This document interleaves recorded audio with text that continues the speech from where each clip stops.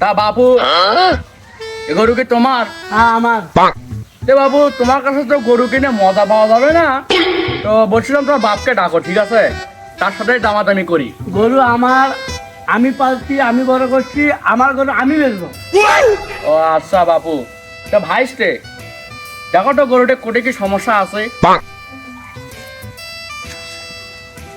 কাকু গরু তো ইগো হাজ, আর গরুর তো অনেক অ্যাটিটিউড।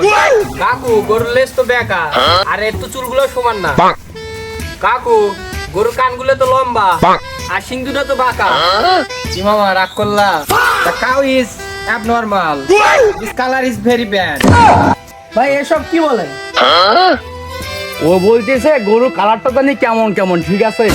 আরো বলতেছে গরু কালারটা পিঙ্ক কালার হলে খুব ভালো হতো, বুঝছো?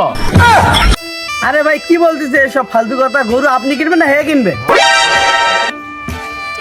আরে বাপু গরু তো আমি কিনবা নে, এই হচ্ছে আমার ভাইস্তে, ঠিক আছে?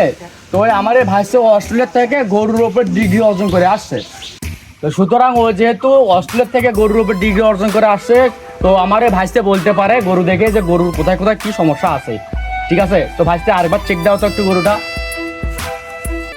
এই তুমি নাইটে কি দিয়ে ভাত খাইছো?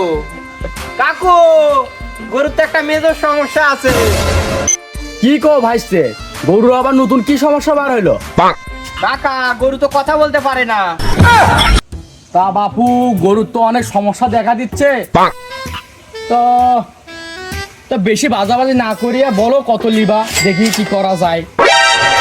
শোনো বাপু, যেহেতু অনেক দূর থেকে আসছো, ভাসতেও ডিগ্রি নিয়ে আসছে, তো বেশি বাজাবাজি করবো না। যদি গরু নেও, গরু অনেক মোটা তাজা গরু, মনে করেন যে পর্যাপ্ত পরিমাণে মাংস হবে, ঠিক আছে?